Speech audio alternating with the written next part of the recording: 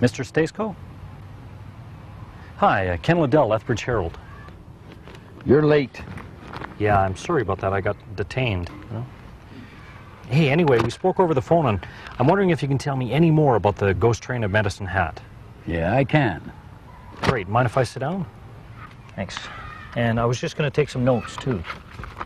Please do. Well, the story begins around the evening of June the 15th, 1908. Medicine Hat then, as now, was on the CPR main line. It was a central dispatching point for trains going east to Swift Current and beyond, north to Calgary and west to the Crow's Nest.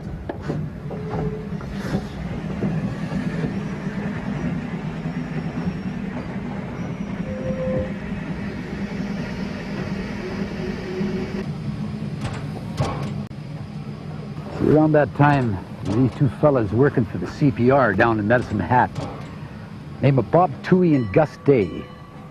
Now, they got assigned to work together by a shift operator going by the name of H.B. Ritchie. Bob Toohey was a hoghead. That's an engineer. And Gus Day was his fireman. Sign here, girls.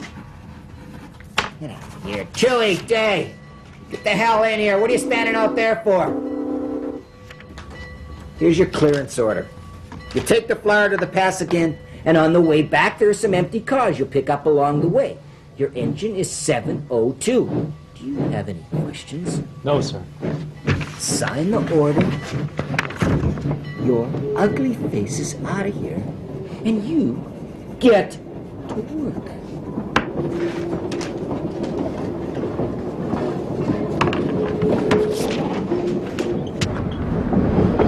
Nothing like a pleasant conversation with Richie to start the evening off right. Just thank the stars we're not stuck in the yard and have to see his face the whole shift.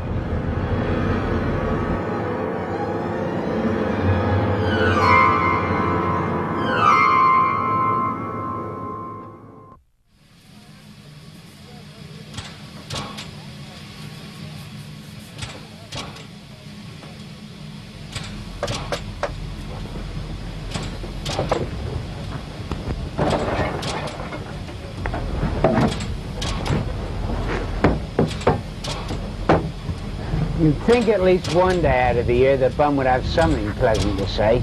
That's not true. Remember the Christmas ball of '04? He did offer us a toast.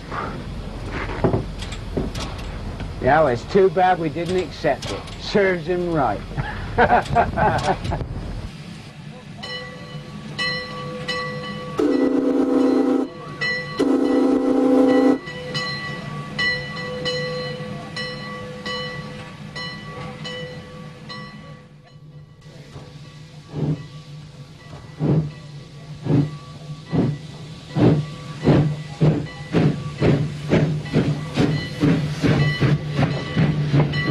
So, Toohey and Day headed east out of the yard into the hills that led to Dunmore.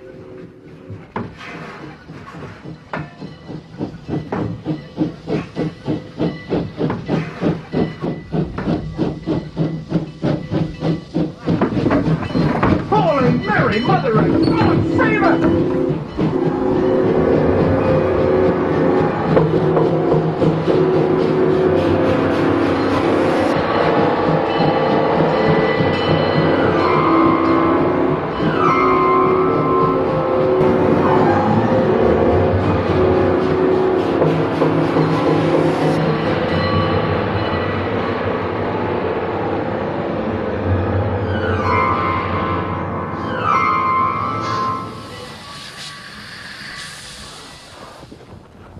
What was that? I don't know. What the hell was it? I don't know. What was that? I don't know.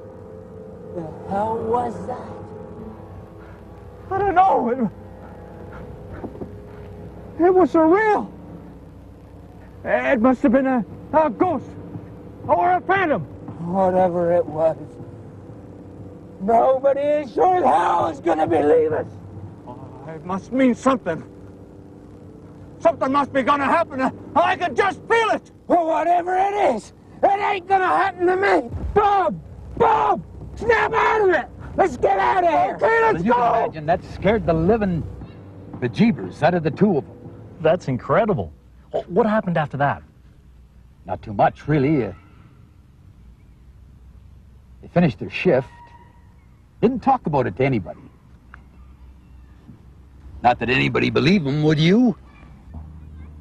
Well, I guess I wouldn't. No, I guess you wouldn't.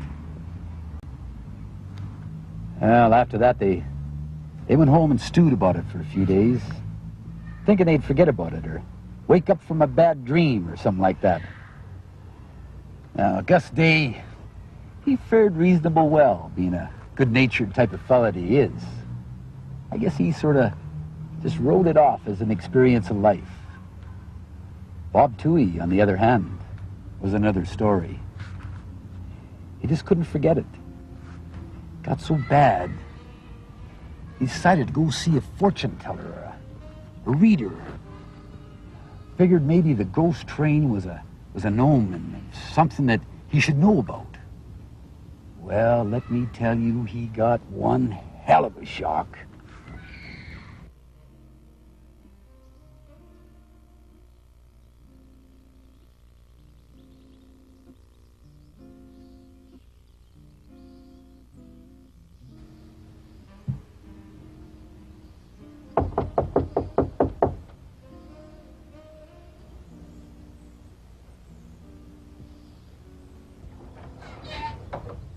What do you want? Well, I have come to ask your advice. Your advice on a particular matter of concern to me. Well, it's not free, you know. Yes, well, I am willing to pay. How much will it cost, if you don't mind my asking? Well, it'll be 10 cents and not a penny less. That will be just fine. May I come in? Yes?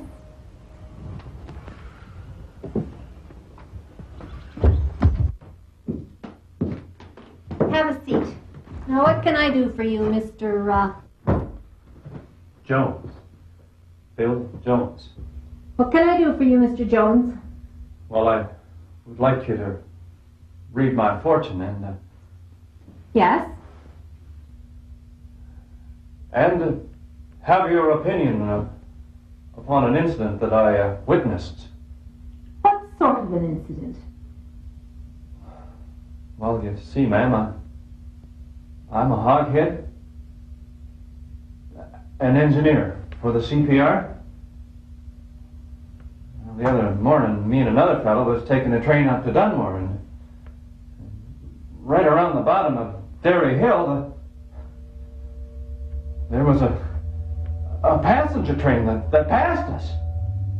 But you see, there's only a single track there, so it must have been a ghost train.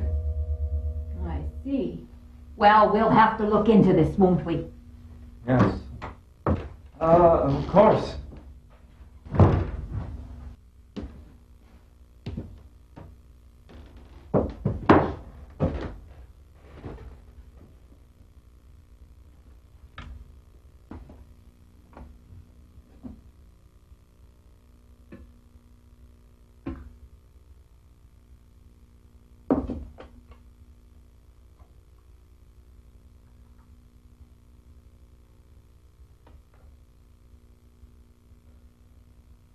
What is it? It's wax. Stir it into the cup.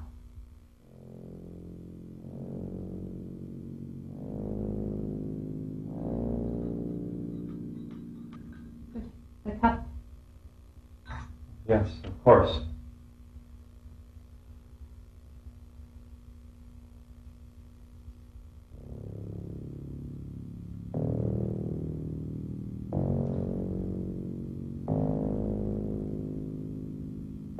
What is it? Stir it again.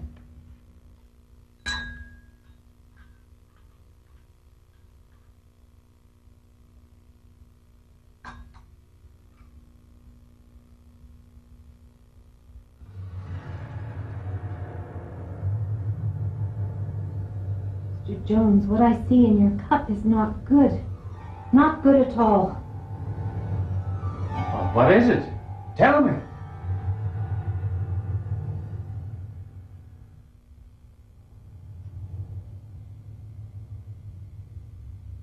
Mr. Jones, you are not long for this world.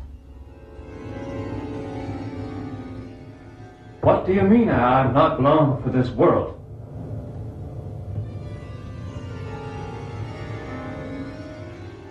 You are going to die, Mr. Jones.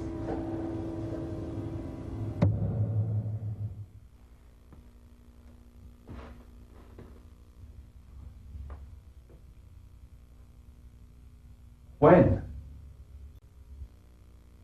I don't know. Perhaps within a month.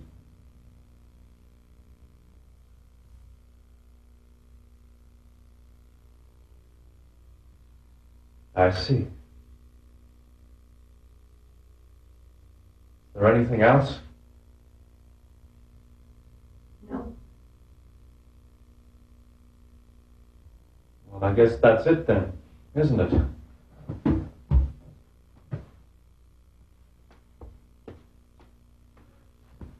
Thank you for your services. After that, he became a real nervous wreck. He stopped talking to people, secluded himself from his wife and his kids. Oh, I've seen a ghost train heading for me down the track.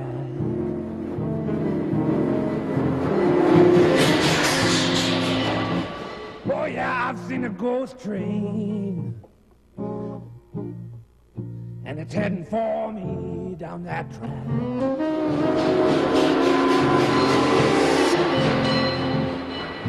Feels like death has run a knife right through my back. What's gonna happen? Oh, I can just feel it. Or whatever it is, it ain't gonna happen to me. Now I'm wondering if my life's going for a ride. Well, a couple of days after that, Gus decided he'd better try and talk some sense into Bob. So he invited them down to the old Cosmopolitan for a couple of beers.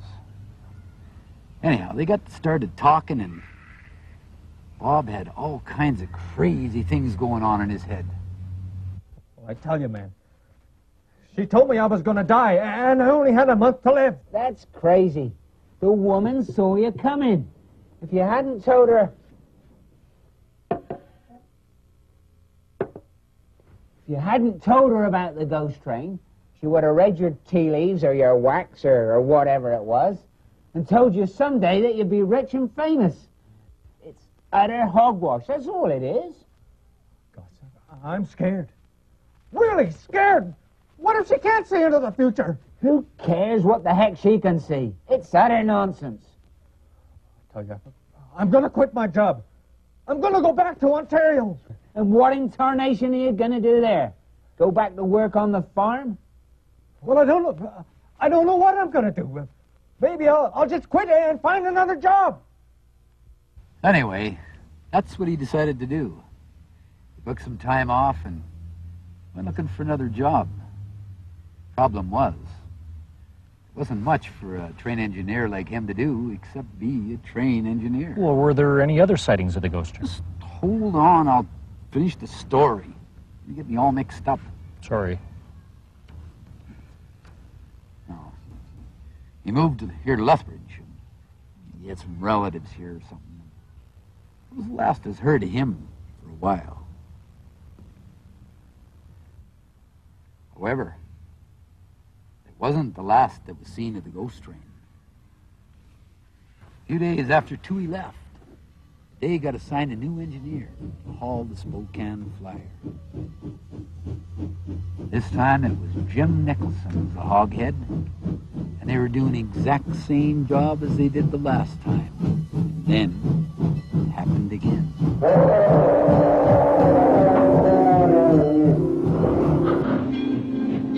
Gus Day was getting to be kind of an old hand at this sort of thing.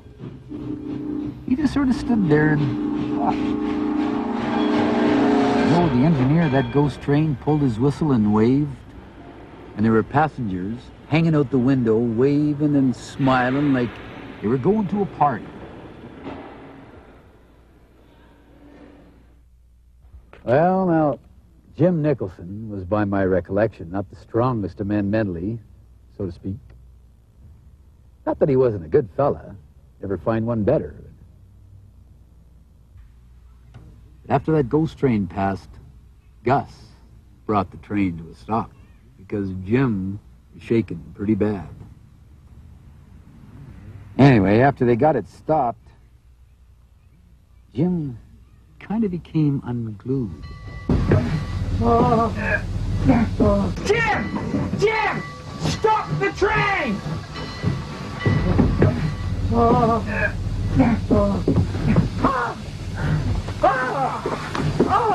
Jim!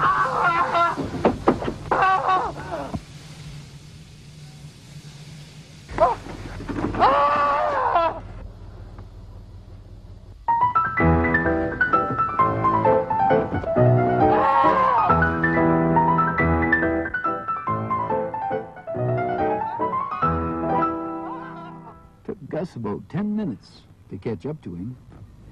When he found him, he was setting up a tree, talking to himself. Oh, Mama. I know you said I shouldn't come out west. And I know I should have stayed on the farm because I never would have come to nothing. And I'm real sorry, Mama, real sorry. And I'm coming home right away. Hey, Jim! Hey, Jim! Hey, Jim! What? I think you better come down out of there, 'cause we gotta get going. Oh, okay.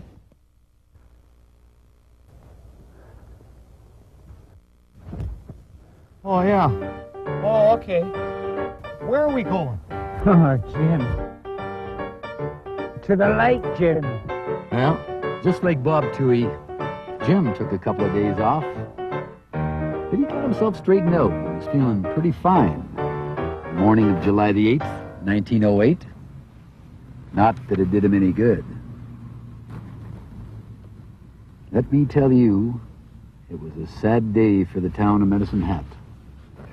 And I guess you could say for the whole of southern Alberta. As it happens, Jim Nicholson and Gus Day were both on the day shift that morning. Luckily for Day, he got assigned to the yard shift. Unluckily for Nicholson, he didn't. Sign this. Hurry up. Nicholson, Day, Thompson, the hell in here. Day, you have been assigned to yard duty today. Don't see McPhail at the yard office. Nicholson, you're taking the Spokane Flyer west to Speedy Creek. You got 1 hour to get out there and get hooked up. Harry Thompson here is your fireman. Now sign this order and get the hell out of here, will you? Appleton, get your skinny bones in here now! So, Nicholson and Thompson headed for the hills on engine 702. About 100 yards from where the ghost train had been seen by 2 different crews on 2 different days, another train rounded the curve, heading straight for them.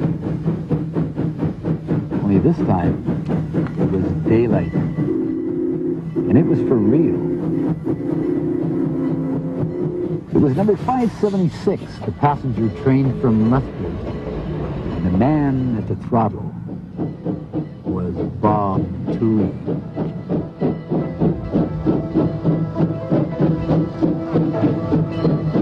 Now, the inevitable happened.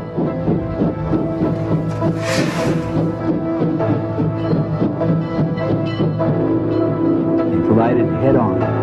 Luckily, Thompson escaped by jumping.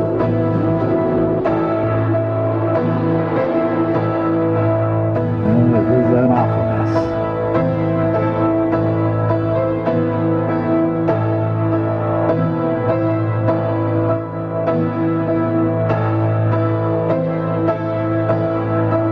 killed both Toohey and Nicholson. Toohey's fireman Howard Gray and Dr. Philip Millet, baggageman William Archambault, and a couple of passengers. You can see I'm not the only one that tells this story. It's Gus Day told the story to C.F. Moriarty of the Vancouver province a couple of years back. See, I was working with Gus Day in the yard. The morning of July the 8th, 1908. And I can tell you that Gus Day was the saddest man. I've been a hard-working train man, done it with a lot of pride. Well, I'm a hard-working train man, done it with a lot of pride.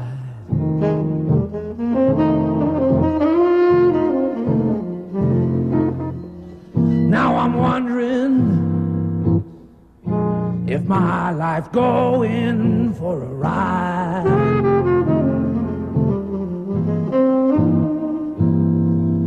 Oh, I've seen a ghost train heading for me down the track.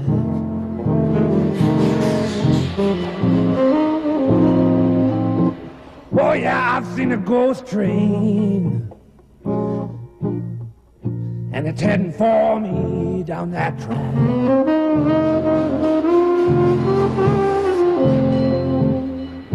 Feels like death has run a knife right through my back.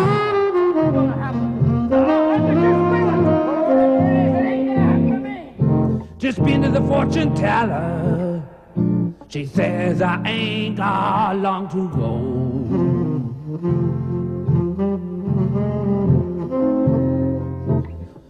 Just been to the fortune teller. She says I ain't got long to go.